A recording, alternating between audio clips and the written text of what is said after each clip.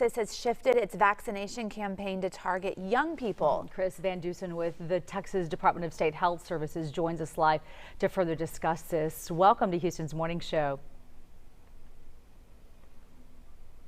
Right now, only those ages 12 and up are eligible for that vaccine. Why do you feel like it's so important that this push is going on to get this group vaccinated?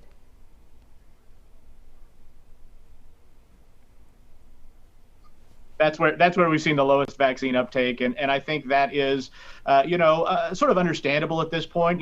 Folks in younger age ranges are less likely to have some of the severe outcomes if they get COVID-19, but we still see children getting sick and in some cases hospitalized. In fact, we are seeing hospitalizations increase across the board, every age group now in Texas. And so, with this Delta variant spreading, as you just heard, it is a very, very serious situation in Texas and across the country, and that's why we really want to make sure that we are making the vaccine available as widely as possible and really making that strong recommendation that everybody 12 and older get vaccinated. And Chris, part of your strategy is talking with parents about the safety of the vaccine. We've heard health officials have been investigating these rare cases of heart inflammation, specifically in teenage boys, young adults, caused by the vaccine. So how do you get around some of these health concerns, no matter how rare they might be?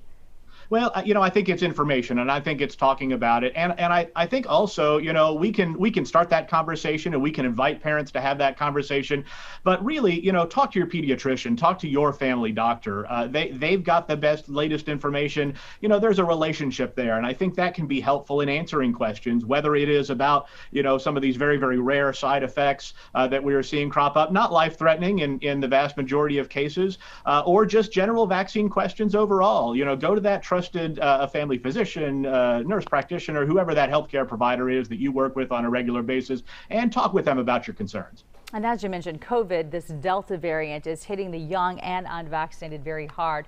We know that school starts in just a few weeks for a lot of local districts.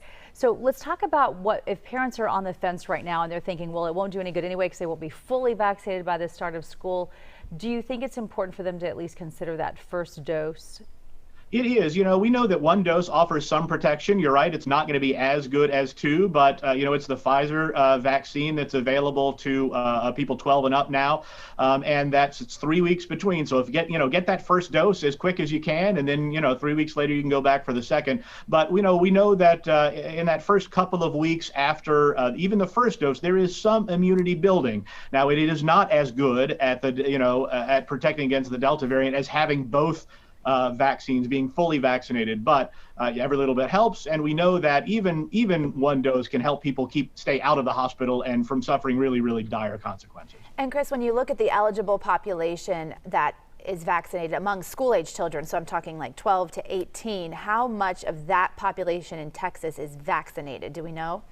It's around, I don't have it right in front of me, but it's around a quarter of them are now fully vaccinated. And of course, we want to increase that as much as possible. When you look at the older population, people 65 and older, it's about 3/4 fully vaccinated. And it just gets sort of gradually lower and lower percentage-wise as you go down the age ranges. And that's really the message now, is this is a very, very serious situation. We are seeing this Delta variant really tear through Texas and affect so many people, particularly unvaccinated people. And, even if you do end up getting sick from COVID-19, no vaccine's 100%, so you could end up getting sick, but being vaccinated dramatically decreases the chances that you're going to end up in the hospital or, heaven forbid, dying from COVID-19. All right, Chris, thank you for taking time to talk to us today.